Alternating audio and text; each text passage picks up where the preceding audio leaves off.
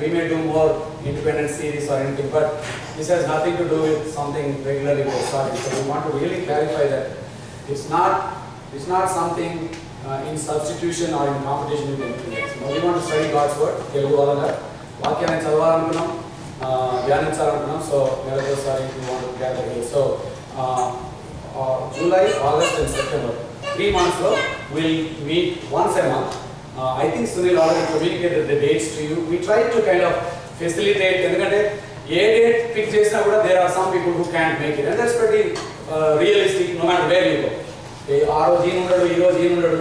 So we try to do good justice to as many people as possible. So August 16వ తారీఖు we are meeting, and then September there is another date. By the way, ఎవరికైనా if you need some more information about this, make sure you give your email to Sunil, and that way we will keep in touch and keep you posted. So I want to thank Sunil and also everybody else for making it possible to come here. The focus of this fellowship would be, as I mentioned, just studying God's word. And actually, depending on the number of people, we want to make it very, very informal and casual. So we really church lo కూర్చున్నట్టు చాలా stick గా కూర్చోక్కర్లేదు. మేము చందాలు కాబట్టి జీవన చెల్లి తీసేసి. So just relax, okay? This is very, very informal. In fact, we want to focus some. If it was a smaller group, we want to actually have sit around in a circle, and I want to sit and share. But it's a little more convenient because there are more people. So only అనుకూలతకు మాత్రమే మేము ఇలా కూర్చోబెట్టాం, అంతేగాని this is not really like a sanctuary or a classroom. I try to make it very interactive, and we are recording the series because it's a 3-part series. We want to make sure it's available for those who are not able to come to. So ఈ రాత్రి మీ దగ్గర Bible ఉంటే పేతురు రాసిన 2వ పత్రిక 1వ అధ్యాయం దగ్గర తీసుకుంటండి. 2 Peter chapter 1, and while the scripture is read to us, I have a habit of giving the summary of the Bible study in one sheet. No matter ఒకటే చాప్టర్ అయినా ఒక బుక్ అయినా కూడా I try to give a overall view in one sheet, and I got paper for అందరికి ఒక sheet వస్తుంది. I got enough for all of you guys, and this is in English. So yeah, somebody is really happy that finally there is something. So you guys please ఒకటి తీసుకుంటే చాలు. మీరు ఏమైనా రాసుకోవాలంటే వెనక రాసుకోవచ్చు. ఇంకా మీరు ఒక పెన్ను మీరు తెచ్చుకోవాలంటే ఇక్కడ సునీల్ సో థాట్ఫుల్ పెన్ను పోతే నష్టం అని పెన్సిల్ తెచ్చు. దీంట్లో నష్టం తక్కువ. So pass the sheets and also okay, yeah, please take a copy and take a pencil. And session ayipinaka, if you need a copy for more people who are not here, you're welcome to come and ask me. I have a few extra copies I just made for those who are not able to join us tonight. Okay, so amma usara vachi work in further. Then Telugu చదివితే I just wanted us to really enjoy hearing the word in Telugu. So I asked her to read it in Telugu. But if you have your Bibles or your iPads or cell phones, smartphones, whatever, just click it to 2 Peter chapter 1. పేతురు రాసిన 2వ పత్రిక 1వ అధ్యాయం.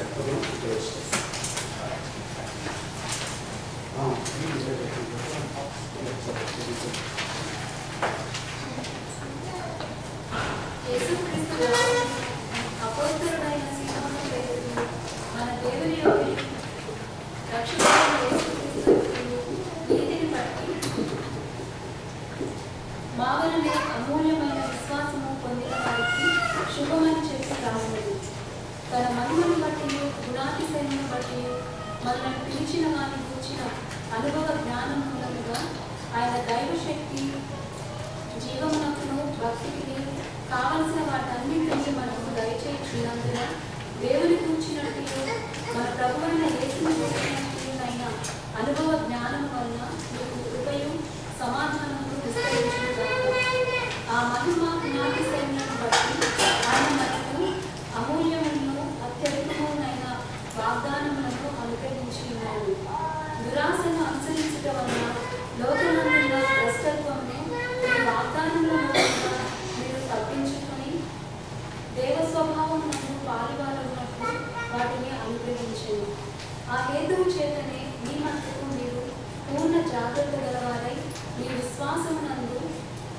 సద్గుణమును, సద్గుణమునందు జ్ఞానమును, జ్ఞానమునందు ఆశా నిగ్రహమును, ఆశా నిగ్రహమునందు సహనమును, సహనమునందు భక్తిని, భక్తి యందు సహోదర ప్రేమను, సహోదర ప్రేమ యందు దయను అమర్చుకున్నది.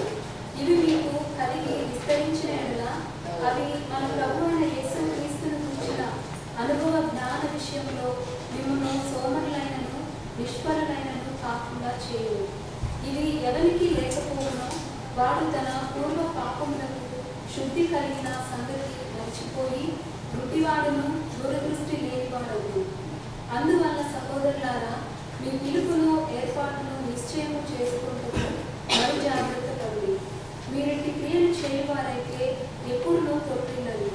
అలాగున మన ప్రభువుకు రక్షకుడునైన యేసుక్రీస్తు యొక్క నిత్య రాజ్యంలో ప్రవేశము మీకు సమృద్ధిగా అనుగ్రహింపబడును. కాబట్టి మీరు ఈ సంగతులను తెలుసుకొని మీరు అంగీకరించిన సత్యమందు స్థిరపరచబడి ఉన్నను వీటిని గూర్చి ఎల్లప్పుడూ మీకు జ్ఞాపకం చేయడానికి సిద్ధంగా ఉన్నాయి. మరియు మన ప్రభువైన యేసుక్రీస్తు నాకు సూచించిన ప్రకారము నా గుడారమును త్వరగా విడిచిపెట్టవలసి వచ్చునని ఎరిగి నేను ఈ గుడారంలో ఉన్నంత కాలము ఈ సంగతులను జ్ఞాపకం చేసి మిమ్మల్ని లేకుండా న్యాయమని ఎంచుకొంచున్నాను. నేను మృతి పొందిన తరువాత కూడా నేను నిత్యము వీటిని జ్ఞాపకం చేసుకున్నట్లు జాగ్రత్త చేస్తాను. ఎలాగనగా చమత్కారంగా కల్పించిన కథలను అనుసరించి మన ప్రభువైన యేసుక్రీస్తు యొక్క శక్తిని, ఆయన రాకడను మేము మీకు తెలుపలేదు కానీ ఆయన మహాత్మ్యమును మేము కన్నులారా చూసిన వారమై తెలిపింది. ఆయన నా ప్రియ కుమారుడు, ఈయన యందు నేను ఆనందించుచున్నాను అన్న శబ్దము మహా దివ్య మహిమ నుండి ఆయన ఎదుగు వచ్చినప్పుడు తండ్రి అయిన దేవుని వలన ఘనతయు మహిమయు ఆయన పొందగా మేము ఆ పరిశుద్ధ పర్వతం మీద ఆయనతో కూడా ఉన్న వారమై ఆ శబ్దము ఆకాశం నుండి రాగా ఉంటుంది. మరియు ఇంతకంటే స్థిరమైన ప్రవచన వాక్యము మనకున్నది. తెల్లవారి వేకువ చుక్క మీ హృదయములలో ఉదయించినప్పుడు ఆ వాక్యము చీకటి గల చోటున వెలిగించు దీపమైనట్టున్నది. దాని యందు మీరు లక్ష్యముంచినట్లుగా మీకు లేదు. ఒకడు తన ఊహను బట్టి చెప్పుకోవాలన్న లేఖనంలో ఏ ప్రవచనము పుట్టదని మొదట గ్రహించుకొనవలెను. ఎలా అనగా ప్రవచనము ఎప్పుడునూ మనుషుని ఇచ్చను బట్టి కలగలేదు కానీ మనుషులు పరిశుద్ధాత్మ వలన ప్రేరేపింపబడిన వారే దేవుని మూలంగా పలుకుతారు.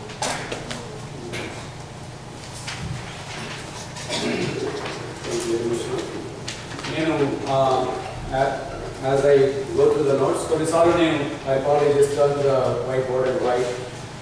I really don't అంటే ఇది నిజంగా మీరు వినడం కోసం కాదు, మీరు విన్నా లేఖనాన్ని నన్ను వినగలరు. It's only for the recording. It's not easier for them to catch the voice. So even if I move around, it should not affect your focus on God's word or వినడం. సో బైబిల్ని మీరు పేతురు రాసిన 2వ పత్రిక 1వ అధ్యాయం దగ్గర తీసుకుంటారు. You know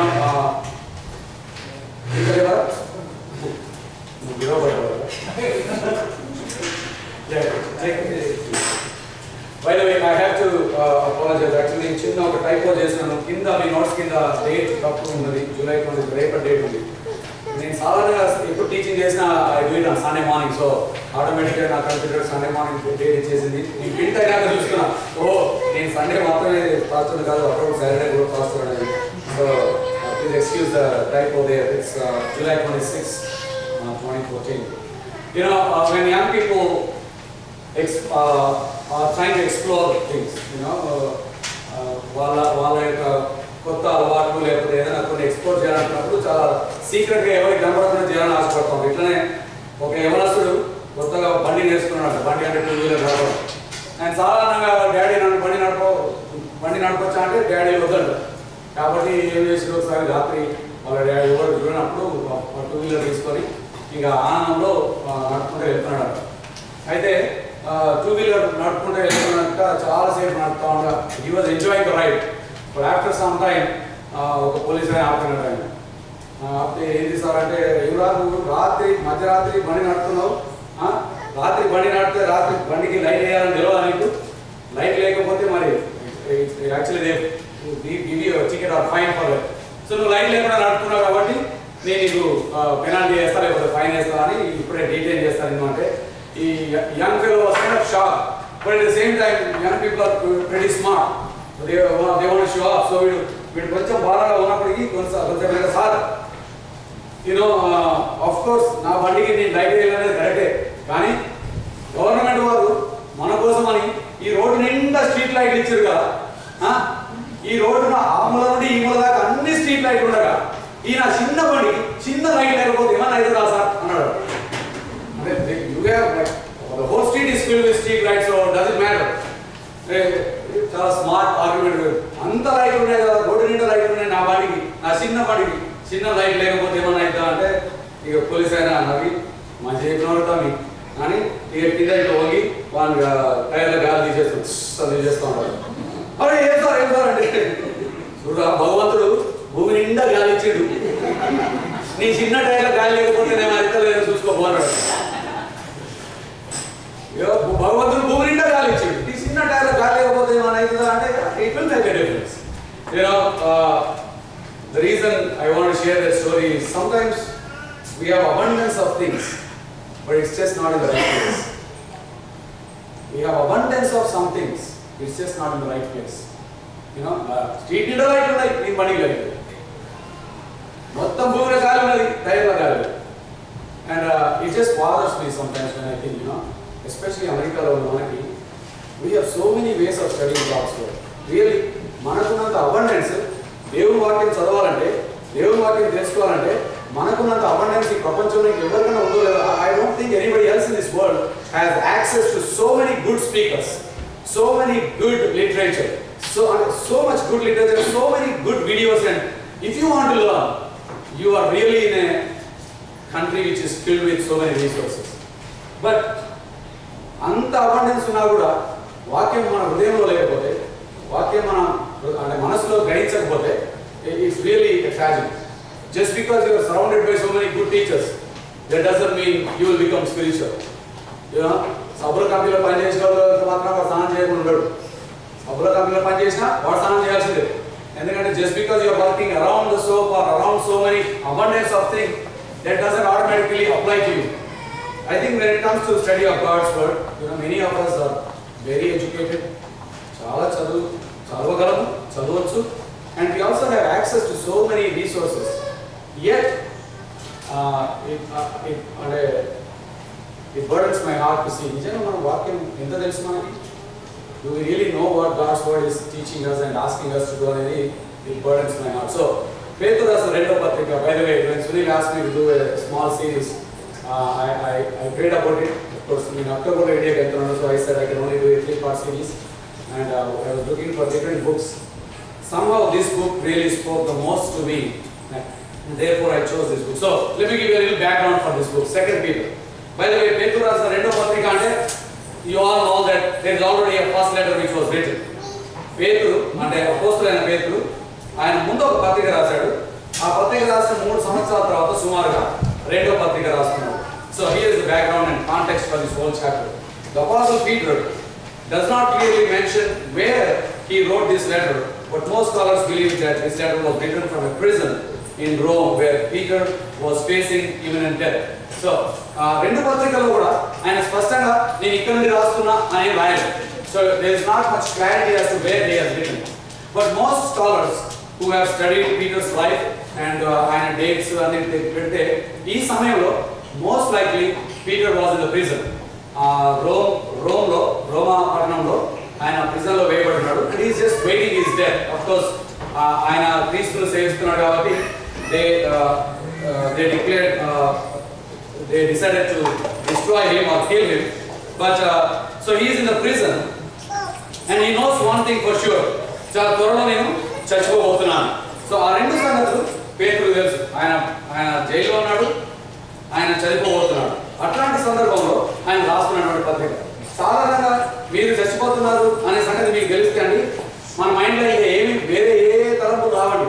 if you know that you will die in like 2-3 days, you know, I don't know what you will. మీరు ఎప్పుడైనా అట్లాంటి ఆలోచిస్తారో లేదో కానీ అంత సాడ్ ఆలోచన ఎవరికి రాదు.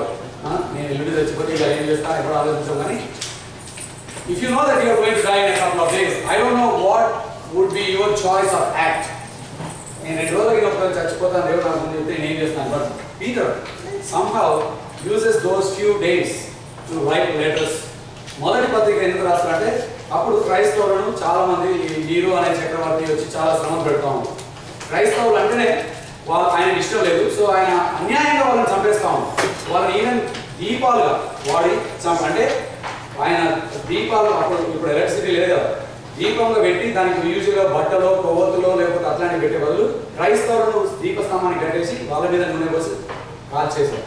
సో ఈ was really persecuting Christians. So ఇట్లా టార్చర్ చేస్తున్న సమయంలో చాలా మంది క్రైస్తవులు యెరూషలేం విడిచిపెట్టి they spread out to different parts, చాలా వేరే వేరే స్థలాలకి వాళ్ళు జస్ట్ సర్వైవల్ కోసం ఫ్యామిలీస్గా వాళ్ళు వెళ్ళిపోయినారు. బై ద వే అప్పుడే కాదు ఇప్పుడు కూడా in some countries there is a lot of persecution that happens. And మనకి ఏంటంటే చాలా కంఫర్టబుల్గా ఏసీ రూమ్లలో కూర్చొని ఆరాధన చేసుకునే అవకాశం మనకు ఉంది. కానీ జస్ట్ అదర్ డే ఇరాక్లో so many Christians who are running away for their life because there were people who were killing them. And there are so many newsletters where you can read how Christians are being tortured. So appudu vaanu శ్రమ పెడుతున్న సమయంలో they were running away. So here is the context. So the guy who is writing the letter is in the prison and he knows he is going to die. And the people who are receiving the letter are people who are running out for their life. వాళ్ళు పరిగెత్తి ఇంకా అసలు లైఫ్లో meaning ఉందా లేదా అని నిరుత్సాహంగా ఉంటున్న సమయంలో ఆయన మొట్టమొదటి పత్రిక రాస్తాడు to encourage, to give them hope and to say hey this is not the end of life. Maybe some of us will die. మీలో కొంతమంది చచ్చిపోతారు, కొంతమంది వెల చెల్లించాల్సి వస్తుంది, కొంతమంది have to make that sacrifice. But God is in control, be encourage. అది ఆయన మొదటి పత్రిక యొక్క మెయిన్ ఎంఫసిస్. రెండో పత్రికలో he is talking about the problems inside the church.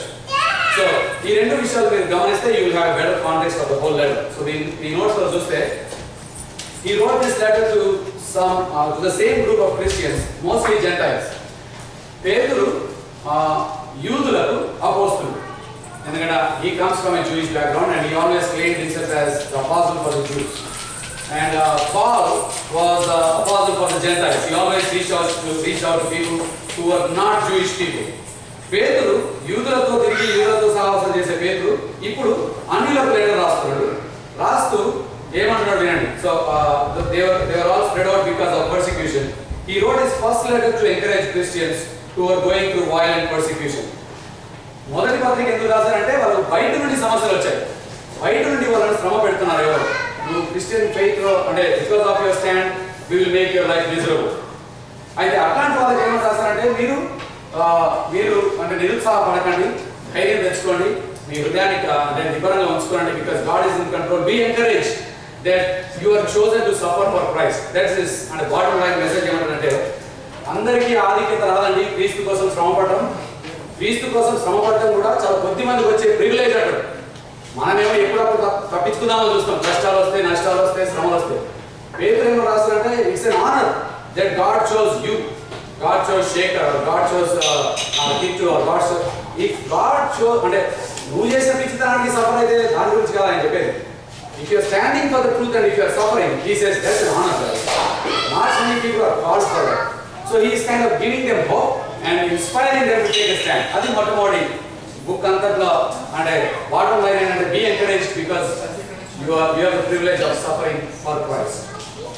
రెండో పత్రిక ఎందుకు రాస్తున్నారంటే 3 సంవత్సరాల తర్వాత ఇంకా జైలులో ఉంది and he knows he's going to die soon. This time he is writing because there are problems inside the church. Now I like to just take a couple of minutes there. ఎప్పుడైనా కూడా మీరు సంఘ చరిత్ర చదివితే, church history చదివితే, చర్చెస్కి, సంఘానికి లేకపోతే క్రైస్తవులకి, క్రైస్తవ గుంపులకి సమస్యలు రెండు చోట్ల నుండి రావచ్చు, ఎందుకంటే ఎక్కువ కూడా రావచ్చు. But we can have problems from out side, అంటే క్రైస్తవేతల నుండి, నాయకుల నుండి, లేకపోతే దేశ నాయకుల నుండి, లేకపోతే లోకల్గా ఉండే గూండాల నుండి, వేరే రిలీజియస్ పీపుల్ నుండి, ఎంతో బయట నుండి శ్రమలు వచ్చే అవకాశం ఉంది. బట్ బయట నుండే ప్రాబ్లమ్స్ మనకి చాలాసార్లు లోపల నుండి కూడా ప్రాబ్లమ్స్ వస్తాయి. అయితే if you notice the entire church history, any time there was an external problem, the church was purified and it grew. ఎప్పుడైనా ఫస్ట్ సెంచరీ నుండి ఇప్పటిదాకా కూడా బాహ్యంగా మనకి ఎప్పుడు సమస్యలు వచ్చినా కూడా అది సంఘాన్ని పవిత్రపరిచింది, బలపరిచింది. But on the other hand when the problem was from inside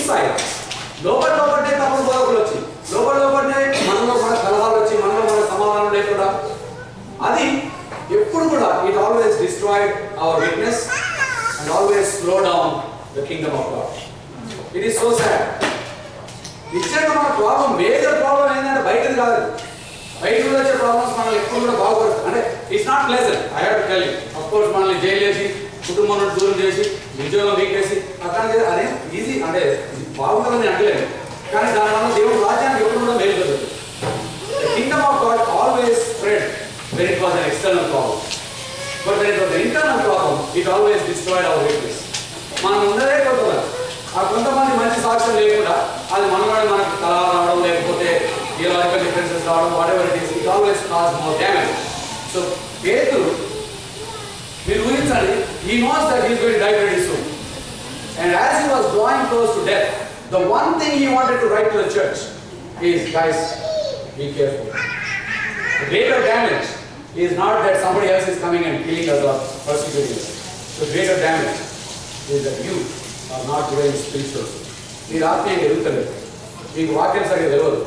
మీకు తెలియకపోయేసరికి అడ్డమైన వాళ్ళందరూ వచ్చి అడ్డమైన బోధలు చేసేసరికి ఎంతో మంది తప్పుడు బోధలు చేసి ఎన్నో విధాలుగా క్రీస్తుని దూరం తీసుకెళ్తారు. So last thing Peter wanted to write was the damage which scriptural ignorance can cause to a church.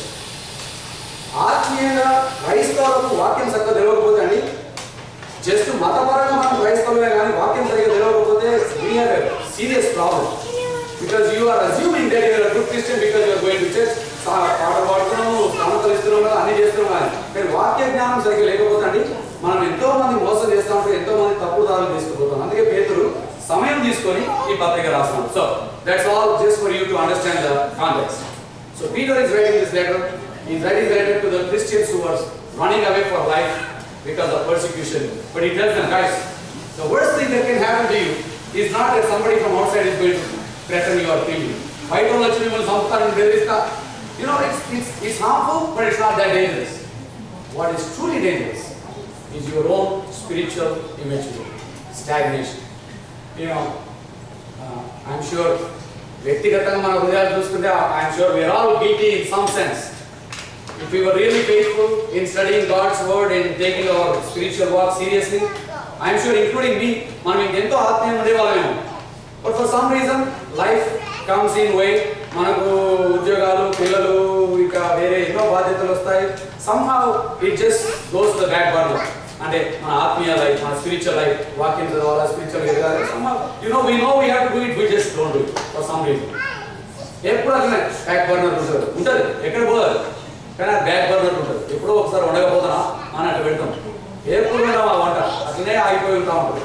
And పేతురు అంటారు, మీరు ఒక విషయం జాగ్రత్తగా గమనించాలా, మీరు ఆత్మీయంగా ఎదగకపోతే అది మీకు ఒక్కరికే పర్సనల్ ప్రాబ్లం కాదు, అది సంఘానికి అందరికీ కూడా it's going to be a problem. Here is why. So given that context let me jump into first 2 verses. Okay, నేను ఆల్రెడీ వాక్యం మనం చదివి